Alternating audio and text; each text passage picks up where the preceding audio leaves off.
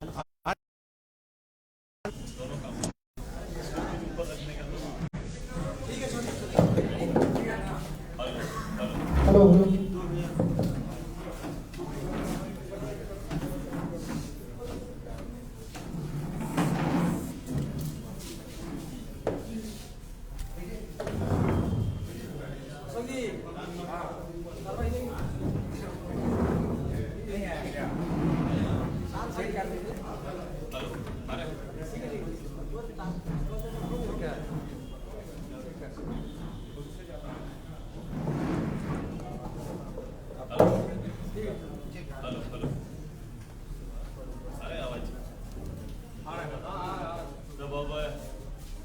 आने का सब हो गया तो बंद कर देना, कोई डिस्टर्ब नहीं रहेगा।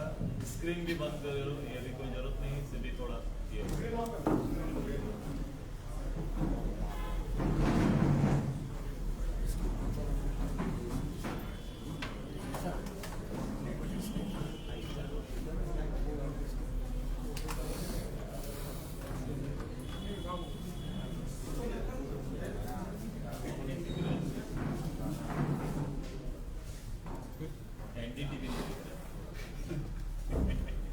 हम लोग से चला जाएगा एनडीटीवी। स्टार नहीं दिख रहा है, तो कांके रोड की तरफ दिख रहा है। सब चैनल का स्टार हो गया, ये 2-3 दिख रहे हैं जो दूसरे तरफ देख रहे हैं। क्या शुरू करें भाई? हाँ। आगे सर, ये अभी ना अपना कर्डर का भी आना अभी बंद रखना, क्योंकि आके वो चेयर सर रहेंगे उसमें ठीक है ना। आराम से जो चेयर है भाई वैसे बैठ जाना, मेरे प्रेस वाला भाई को जगह देना है। मैं शुरू करें? हाँ सर। ये कितना उठेंगे? इतनी उठेंगे ना? हाँ बस ठीक है। आज अपने पार्टी मुख्यालय में मैं अपने प्रेस वार्ता में मैं अपने सभी प्रेस के प्रतिनिधि मित्रों का हार्दिक स्वागत करते हैं, अभिनंदन करते हैं। आज एक महत्वपूर्ण दिन, जब पूरा प्रदेश में आजसू पार्टी की ओर से, हमारे संगठन की ओर से राज्य सरकार के 2 वर्ष के बीत जाने के पूर्व संध्या या पूर्व दिन एक विशेष कार्यक्रम रखा गया है, जहां हर जिला स्तर पर और कहीं कहीं प्रखंड स्तर पर भी जहां संभव लोग कर रहे हैं तैयारी कि सरकार गठन के और झारखंड मुक्ति मोर्चा, कांग्रेस और राजद के संयुक्त सरकार का 2 वर्ष पूरा होने जा रहा है।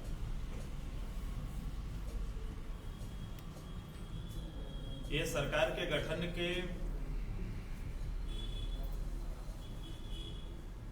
जो मूल मुद्दा था, जो पूरे प्रदेश की जनता से जनादेश हासिल करने का मूल हथियार था, मूल विषय था, जिससे झारखंड की जनता की भावनाओं को मत के रूप में लिया गया था, जिसको आज की भाषा में छला गया था,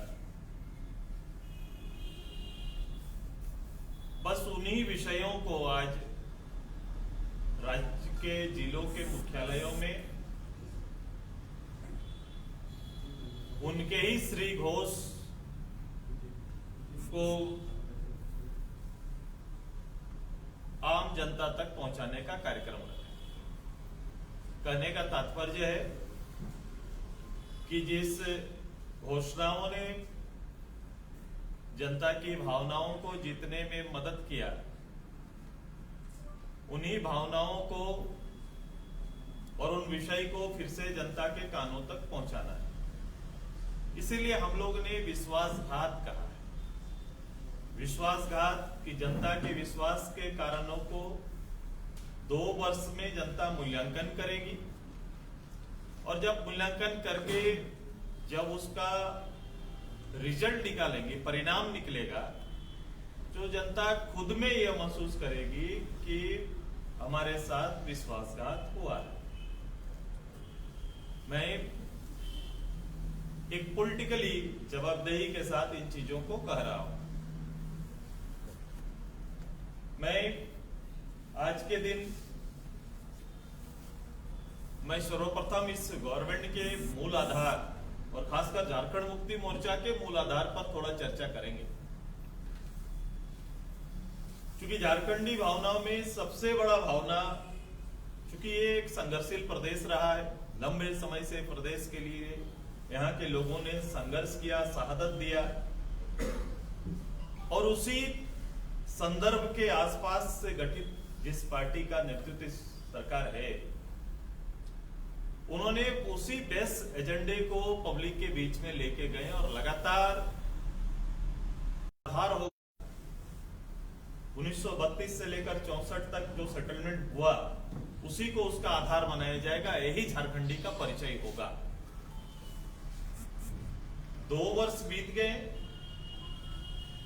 2 वर्ष बीतने के बाद जो भावनात्मक सबसे बड़ा मुद्दा था, इस मुद्दे पर सरकार सैकड़ों कैबिनेट आए हुए, लेकिन कोई निर्णय इस संदर्भ में झारखंड के लोगों को नहीं मिला है। झारखंडी खतियान कांग्रेस और राजद के सामने गिरवी हो गया। उसके बाद सबसे बड़ा विषय इसी से रिलेटेड है कि हम नियोजन नीति भी बनाएंगे, क्योंकि पिछली सरकार ने नियोजन नीति ठीक नहीं बनाया और इस नीति के कारण मूल झारखंडी लोगों को अवसर नहीं मिला। मैं ऐसा नियोजन नीति लेके आऊंगा कि 32 के खतियान के आधार वाले लोगों को ही इसमें जगह मिलेगा या फिर सेटलमेंट वाले लोगों को ही जगह मिलेगा। ये 2 साल बीत गए, नियोजन नीति का नया फॉर्मूला सामने आ गया, जो आज के दिन में शायद झारखंड के लोगों के जी में कहीं बसता नहीं है, और अपना कमिटमेंट गवर्नमेंट ने 2 साल के मूल कमिटमेंट से अपने आप को पीछे या कोई दूसरा फॉर्मूला देने का प्रयास किया है। हम आते हैं उसके बाद सबसे लुभावना ये वर्ष था। वर्ष के एक दिन पहले है, शायद करिश्मा हो जाए तो मेरी बात कल गलत हो सकती है, ये नियुक्ति का वर्ष था। और ये नियुक्ति का वर्ष सरकार का कमिटमेंट कि पूरे साल भर के अंदर 5 लाख लोगों को नौकरी देने का। हम नियुक्ति के वर्ष गांठ, सरकार के वर्ष गांठ से एक दिन पहले आपसे रूबरू हो रहे हैं, आपके माध्यम से झारखंड की जनता से रूबरू हो रहे हैं। आप सारे आंकड़े निकाल के देख लीजिए, यदि आज और कल में कोई करिश्मा ना हो तो नई नियुक्ति तो छोड़ दीजिए, पुराने नियुक्ति के आधार पर या नियुक्ति की आशा रखने वाले कई तरह के एग्जाम्स और परिणाम आने के बाद या तो वो कैंसिल कर दिए गए या उन नियुक्तियों को रद्द कर दिया गया। कितनी नौकरियां गई इसका विश्लेषण करना चाहिए कि लोगों के हाथ से कितनी नौकरियां छूट गई। आप उसको देखेंगे तो उसका आंकड़ा बड़ा होगा बनिस्बत नई नियुक्ति या नई नौकरी का। तो सीधे तौर पर झारखंड के युवाओं के विश्वास के साथ आघात हुआ है। इसके थोड़ा आगे बढ़ते हैं। नियुक्ति के अवसर को, रोजगार के अवसर को दूसरे रूप से भी सेटल करने का प्रयास था इनका। इन्होंने वायदा किया था कि हम 25 लाख तक की योजनाओं का ठेका पट्टा यहाँ के नौजवानों के हाथ में देंगे। रकम शायद ज्यादा भी बोला होगा, लेकिन मुझे ये लग रहा है कि 25 लाख तो न्यूनतम का, अधिकतम भी हो सकता है, लेकिन न्यूनतम ये उनको प्राप्त होगा, झारखंड के युवाओं को प्राप्त होगा। मैं आपके माध्यम से आदरणीय मुख्यमंत्री, झारखंड के मुख्यमंत्री जी से जानना चाहते हैं। मैंने आज अखबार में देखा कि कल मुख्यमंत्री 3000 करोड़ के सड़क निर्माण या अन्य योजनाओं की आधारशिला रखेंगे। कई योजनाओं की आधारशिला चूंकि रांची जिला में होगी तो मेरे पास भी पत्र आया, लेकिन ये आंकड़ा किसी अखबार ने स्पष्ट किया है कि 3000 से ज्यादा राशि का आधारशिला रखेंगे। पहला तो ऐसी आधारशिला कोई पहली आधारशिला नहीं है, और ये बजट और ये आंकड़ा कोई रिकॉर्ड वाला आंकड़ा नहीं है। इससे पहले 20 साल में ऐसा हुआ नहीं, ऐसा तो कुछ है ही नहीं। लेकिन उसके बाद भी मैं जो खोजना चाहता हूं, मैं जो झारखंड को और झारखंड के युवाओं का अवसर जो इसमें देख रहा था कि 25 लाख तक का झारखंड के युवाओं का रजिस्ट्रेशन और उसको मिलेगा, तो मुख्यमंत्री जी को कल बड़ा स्पष्ट बताना होगा कि 3000 में से कितना ठेका पट्टा जो कल इसके आधारशिला रखेंगे उसमें कितने झारखंडी नौजवानों को कल मिलने वाला है।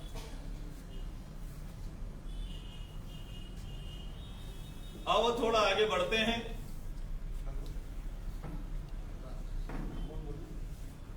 इस राज्य में बिजली को लेकर सरकार का वायदा था, और आज नहीं, आप हाउस कवर करते हैं, विधानसभा कवर करते हैं। मैं केवल राजनीतिक कमिटमेंट केवल उसको निकाल के नहीं देख रहा हूं। विधानसभा में पिछला बजट सत्र में गवर्नमेंट ने सबसे बड़ी बात बोल दी थी कि भाई मैंने अपने चुनावी वायदे में मैंने कहा था कि 100 यूनिट माफ करेंगे।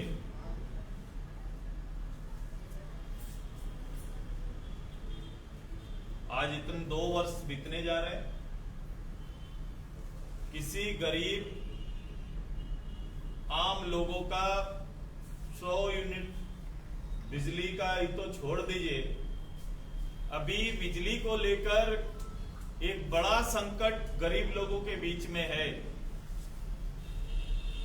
संकट ये आया है कि गरीब की बिजली जलाने को लेकर, हर घर बिजली पहुंच बनाने को लेकर एक लंबी योजना चली, जिसके तहत हर गरीब के घर बिजली जलेगी, बिजली मुफ्त मिलेगा, कनेक्शन मुफ्त मिलेगा, और उसके साथ साथ 2 बल्ब जलाने का मुफ्त अधिकार गांव के लोगों को मिला। ये रफ्तार बढ़ा, गांव में बिजली पहुंच गई, गरीब के घर में बिजली जलने लगा। एक बड़ा तेजी से ये चीज हुआ, क्योंकि 2 बल्ब जलने का अधिकार था, बिजली जलने लगी, गांव में कनेक्शन आ गया। अभी आज का तिथि में पता करो, गांव में, हर गांव में गरीब के घर से बिजली का कनेक्शन काटा जा रहा है। सरकारी पदाधिकारी, सरकारी कर्मचारी जाकर उसके कनेक्शन को नोच रहे हैं, उसके मीटर को वापस लेके आ रहे हैं, और बिल उनको थमा रहे हैं। जो बिजली मुफ्त मिलेगी कह के बिजली गांव में पहुंचाया गया, आज उस बिजली को दर के साथ कोई भी एक भी बीपीएल, मैं केवल बीपीएल फैमिली की बात करता हूं, कोई बीपीएल फैमिली का बिल 5000 से कम का नहीं है। और ये उसे ना बातचीत, पत्रचार या सरकार की नीतियों पर या फैसलों पर कोई विचार दिया गया, सीधे उसके मीटर को वापस और उसके करंट को काटा जा रहा है, बिजली जा रही है गांव में। एक बड़ा ही चित्र स्थिति गांव के अंदर बना हुआ है। आप इसको खंगालिए, इसको देखिए, और उसके बाद ये शर्त है कि न्यू कनेक्शन के लिए आपको फिर से अपील करना पड़ेगा, और उसके लिए 3000 से 7000 रुपया आपको देना पड़ेगा, तो न्यू कनेक्शन आपको मिलेगा। ये पूरा जहां जा रहे हैं, जहां बैठ रहे हैं, गांव के लोगों में ये स्थिति है कि भैया बिजली काट दिया, ये कर दिया। हम लोग तो ये सोच के लिए थे कि गरीब के घर में बिजली जलेगा, सरकार मुफ्त बिजली देगी। उसके बाद नई सरकार का आया कि 100 यूनिट तक आपको बिजली बिल नहीं लगेगा। 2 वर्ष हो गए, अब बिल तो छोड़ दीजिए मुफ्त, अब बिजली कनेक्शन काटा जा रहा है। ये गवर्नमेंट का, ये वर्तमान सरकार का ये भी 2 साल की उपलब्धि है। हम आगे आते हैं कि सरकार ने कोविड काल में जो दूसरे प्रदेश में काम करने वाले, जो उस समय की भयावह परिस्थिति से घर वापसी किए, उनके लिए योजनाओं का घोषणा किया और दिखाया देश भर के अंदर में मैं प्लेन से भी मजदूर को घर वापस ला सकते हैं। आंकड़ा भी बताया।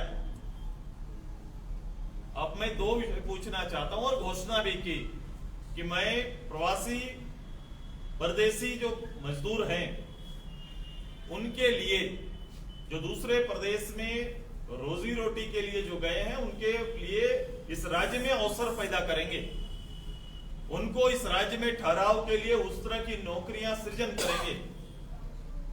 गवर्नमेंट कल बताएगी कि ऐसे प्रवासी कितने आए। उस समय तो आंकड़ा लाखों में बताया था, गवर्नमेंट ने खुद बताया था। तो ये लाखों लोग आज कहां कार्यरत हैं, किस इंडस्ट्री में कार्यरत हैं, किस योजना का लाभ इनको मिल रहा है, ये सरकार कल स्पष्ट करना चाहिए। कोविड काल भयावह स्थिति में जिन परिवारों ने अपने परिवार का सदस्य खोया है, बगलगीर राज्य उसके लिए 4 लाख रुपया का व्यवस्था किया। 4 लाख ही ना, 4 लाख रुपया का व्यवस्था किया है कि ऐसा भी अगर कोई परिवार का कोई ना रहा हो, कोविड काल में सदस्य ना रहा, उनके लिए 4 लाख। हमारी सरकार ने, भारत सरकार 50,000 का व्यवस्था किया, मेरी सरकार उसी को बांटकर खुश है।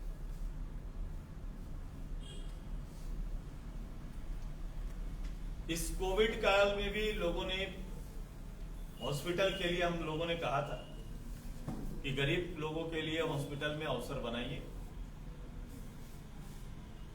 अभी भी हॉस्पिटल गरीब के पहुंच से बहुत दूर है। सरकारी पूरा हॉस्पिटल व्यवस्था बनाने में ही लगा हुआ है और नित्य दिन रिम्स के नए उद्घाटन शिलान्यास की तो बातें होती है, लेकिन डॉक्टर, नर्स, उपचार, पब्लिक की आबादी के अनुसार डॉक्टर, नर्सेस का घोर अभाव है, जिसको भरने का कोई प्रयास नहीं किया है। हम आगे आते हैं कि ग्रामीण परिवेश में लोगों के ग्रामीण अर्थव्यवस्था को दुरुस्त करने का प्रयास करेंगे। इस पूरे ग्रामीण परिवेश में एक वायदा था कि गरीब के घर में महिलाओं को चूल्हा खर्चा के रूप में 2,000 रुपया मासिक उपलब्ध कराएंगे। मैं कोई काल्पनिक बात नहीं कर रहा, ये सरकार की घोषणा थी। सरकार ने कहा था कि चूल्हा खर्चा का 2,000 रुपया हर परिवार को उपलब्ध कराएंगे।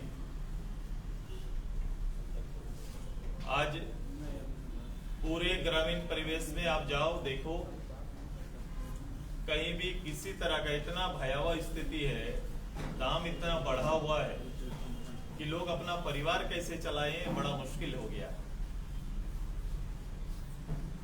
इस बीच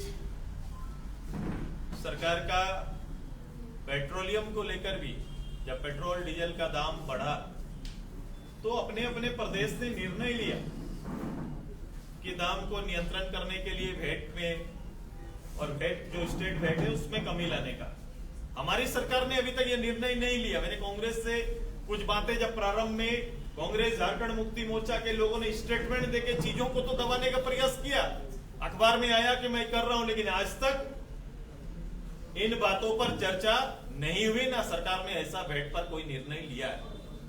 हम अभी भी ज्यादा दाम देकर, अन्य प्रदेश से ज्यादा दाम देकर चीजों को ले रहे हैं। ये दाम नियंत्रण का, पेट्रोल दाम, डीजल नियंत्रण का, चूंकि ये पूरी अर्थव्यवस्था की शेष चीजों पर प्रभाव डालता है, उस पर कोई तरह का काम इन्होंने नहीं किया है। हम लोग देखा था कि सामाजिक रूप से इस प्रदेश के अंदर प्रदेश के लोगों का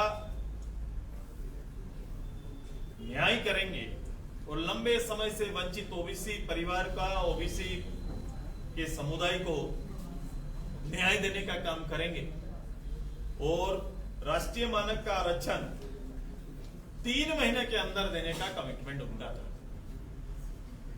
आज 2 साल बीत गए, राष्ट्रीय मानक तो छोड़ो, अपने प्रदेश के पिछड़ा वर्ग आयोग के दो अनुशंसा भी है। सरकार का कोई विचार उस पर अभी तक नहीं आया।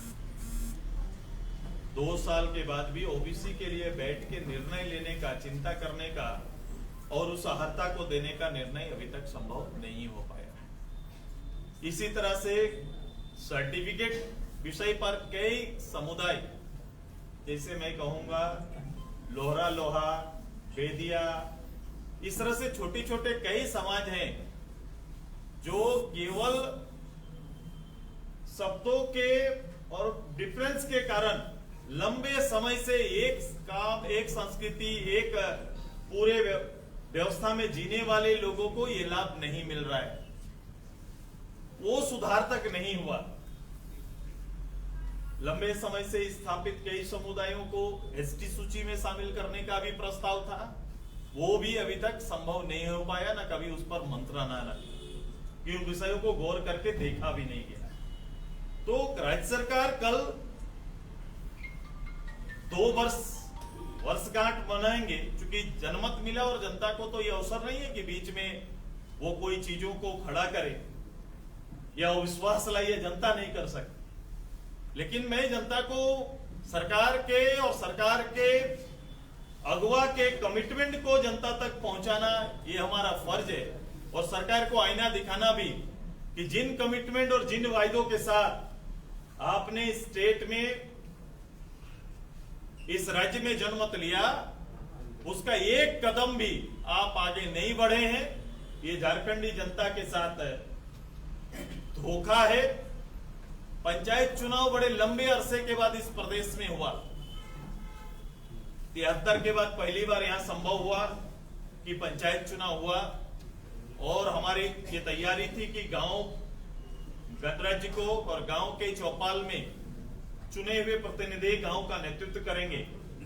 इसका एक बहुत बड़ा असर हुआ है। कभी भविष्य में मूल्यांकन करेंगे तो जो प्रदेश की परिस्थितियां थी, जिस रूप से पंचों पर जो सरकार पर विश्वास ना रखने वाले लोगों का कब्जा था, वहां पर पुनः पंच और पंचायत की चर्चा होने लगी, ग्राम सभा की चर्चा होने लगी, लोग बैठने लगे, चर्चाएं करने लगे। ये पंचायत चुनाव को 1 साल से ज्यादा टाला गया, ये अच्छी बात नहीं है। पहला तो पंचायत को खड़ा होने नहीं दिया गया। पंचायत मतलब 14 फाइनेंस और 15 फाइनेंस के आधार पर जीने का कोई संस्था नहीं। पंचायत मतलब अपना राजस्व खुद तैयार करने का, राजस्व खुद तैयार करके उस पंचायत में डेवलपमेंट की फुल अथॉरिटी के साथ काम करने का है। अभी तो ये मूलतः निश्चित है कि विभाग पर निर्भरता करता है। विभाग अगर कोई दान देंगे तो पंचायत चलेगा। ये पंचायत की कल्पना हमारी नहीं थी, ना पंचायत का ये अवधारणा था। तो पंचायत को ना खुद पंचायत को बनने दिया गया, ना उस अवधारणा को स्थापित होने दिया, और उसके बाद भी एक्सटेंशन पर अभी पंचायतें चल रही है। ये एक बुरा असर है। ये ग्रामीण परिवेश में ग्राम सत्ता का जो व्यवस्था बना हुआ है, ये महात्मा गांधी जी के सबसे बड़े जो सेंट्रलाइज संस्था, जो सबसे बड़ी संस्था है, जिसको हम लोग हमेशा बोलते हैं, न लोकसभा न विधानसभा, सबसे बड़ा ग्राम सभा, ये कहीं ना कहीं कमजोर पड़ रहा है। दूसरा, आवास को लेकर एक बड़ा कमिटमेंट गवर्नमेंट का था। गवर्नमेंट ने कहा था कि मैं 3 लाख का आवास लेके आऊंगा। हो सके ये नई योजना की बात किए होंगे। अभी प्रधानमंत्री आवास योजना चल रहा है 1,31,000 का। उनका जो कल्पना था मुख्यमंत्री जी का कि 3 लाख का आवास होगा, जिसमें सबके लिए अलग कमरे होंगे, जिसमें बिजली भी होगी, पंखा भी होगा, शौचालय भी दूर नहीं, शौचालय भी उसी के अंदर होगा, और मेरा 3 लाख का होगा। अभी गांव में गांव की सरकार का अभी सभा चल रही, एक भी सभा नहीं छोड़ा। मैं पूरा कोशिश किया कि मैं चूंकि मैं गांव की गवर्नमेंट का, मैं खुद एक उस पूरी व्यवस्था को के साथ आगे बढ़ने वाला, एक पूरा वातावरण देने वाला मैं एक लीडर भी, एक ग्रामीण परिवेश का एक नेता, और फिर इनको साथ में अपग्रेड करके पूरा माहौल तैयार करने का मैं एक भी मौका नहीं छोड़ता। मुझे ये लगा कि मैं जब वहां पहुंचा तो 3 लाख के आवास का चर्चा लोग करें। मैंने पूछा उनसे मेरे हर सभा में पूछा है कि आप जितने लोग भी आए हैं सबसे ज्यादा क्या चाहते हैं, तो बोलते हैं घर आवास चाहते हैं। तो मुझे लगा हेमंत बाबू आपका अधिकार, आपकी सरकार में कहीं ना कहीं 3 लाख का आवास जरूर योजना कोई भेजे होंगे। लेकिन वहां जो चर्चाएं हुई वो भारत सरकार के जो आवासीय डाटा जो बना हुआ है, भारत सरकार राज्य सरकार जो 75% है भारत सरकार और 25% राज्य सरकार से जो आवास बनता है, उसी आवास का चर्चा हुआ। आवास प्लस, तो आवास प्लस पर जो कोटा है उसी पर लोगों ने खूब आवेदन दिए। अच्छा लगा कि लोग आए जुटे, तो इनको लगा कि लोग आ रहे हैं, लेकिन लोग किस लिए आ रहे हैं? लोग आवास मांगने के लिए आ रहे हैं। तो उस डाटा से बाहर क्या सरकार के पास कोई योजना है? जितने आवेदन आए हैं उन आवेदन पर सरकार कोई या आवास योजना यहाँ लाने वाली है? ये आवास योजना जो 3 लाख का था, क्या शेष लोगों को कल मिलने वाला है? क्या ऐसी घोषणाएं कल संभव है? तो ये एक हिसाब से आवास के नाम पर गरीब को 3 लाख आवास का जो सपना दिखाया गया था, कहीं ना कहीं फिर से उसके आधार पर गरीब को जो एक आवास के लिए पूरे जिंदगी भर संघर्ष करता है उसको छलने का काम किया। ये पीडीएस सिस्टम में, पीडीएस सिस्टम जो हमारा स्टेट का है, पीडीएस सिस्टम में लोगों को लाल कार्ड, पीला कार्ड और अभी सरकार ने कहा कि मैं ग्रीन कार्ड बनाऊंगा अतिरिक्त लोगों के लिए। ये ग्रीन कार्ड बनाना, वो 5 किलो यूनिट मिले लोग को अनाज मिले, लेकिन ग्रीन कार्ड में भारत सरकार के मिलने वाली सुविधा जो प्रधानमंत्री अन्न योजना जो उन्होंने अभी कोविड काल के लिए चलाया, उसका लाभ उन परिवारों को नहीं मिलता। दूसरा है कि इसका बड़ा लिमिटेशन है, ये बड़ा लिमिटेशन पे ये काम होगा। लेकिन सबसे बड़ा है कि जो अधिकार प्राप्त है, जो 35 किलो का अनाज पीला में मिलना है, लाल में यूनिट के हिसाब से 5 मिलना है, लेकिन एक भी पीडीएस सिस्टम इस प्रदेश में हमको उस मंत्रालय से, उस मिनिस्ट्री से, जी से बता दीजिए कि 35 किलो अनाज जो गरीब का हक है, ये 35 किलो अनाज प्रदेश में किसी गरीब को 35 के 35 किलो मिलता है क्या? हर जगह जितने भी जगह गए और आप छानबीन कर लीजिए, हर जगह उन्हें 2 किलो 3 किलो जहां जैसा हो वो गरीब का हक उससे काटा जाता है। पीडीएस सिस्टम एक काम कर दे जिसके लिए पहले से चलने वाली योजनाओं को पूर्ण रूप से गरीब के यहां पहुंचे, ये सुनिश्चित नहीं कर पाया। वो पीडीएस सिस्टम 2 साल चल रहा है, मैं अन्न दे रहा हूं, अनाज दे रहा हूं। तो एक तरह से पूरे गरीब का भावनाओं को से खेला हुआ ये व्यवस्था है। 2 साल तक कोविड काल का बहाना करके आगे चल रहे हैं, और कभी कभी मुझे तो ये लगता है कि कोविड भी अब सरकारी हो गया, कोविड भी यहाँ प्रदेश में सरकारी हो गया है। क्योंकि कोविड में सरकारी लोगों को कोई रेस्ट्रिक्शन नहीं है, कोई प्रतिबंध नहीं है, सरकारी पार्टी कुछ भी कर सकती है, कोई प्रतिबंध उनके लिए नहीं है। लेकिन ये ओपोजिशन के लिए कोविड है। ओपोजिशन अगर कुछ भी बात करेंगे, कोई काम करेंगे, कोई एक्टिविटी करेंगे, तो आपके लिए कोविड और उसके नियम हैं, उसके सरकारी पदाधिकारी उस नियम की बात करते हैं। इसलिए हम कहते हैं कि कोविड अब सरकारी हो चुका है। कोविड भी अपना आचरण समझ गया कि मुझे कैसा रहना है, उन्होंने भी अपना एक लाइन ले लिया कि सरकारी होकर यहाँ पर रहना है, क्योंकि सरकारी लोगों को ये हो नहीं सकता है, वो कुछ भी कार्यक्रम कर सकते हैं, उनको ये पाबंदी नहीं।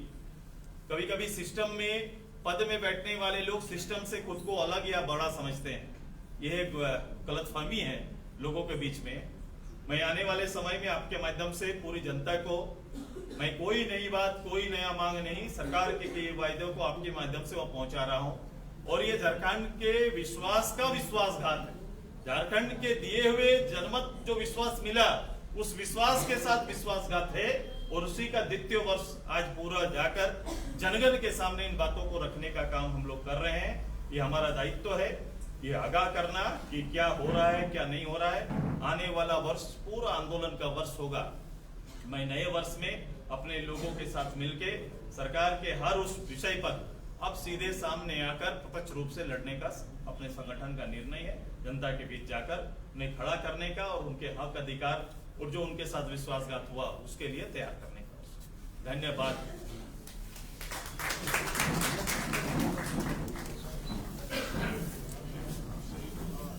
एक छोटा सा सवाल है। ये देखो, ये जी इतना बोले जी, फिर भी दादा इतना जी।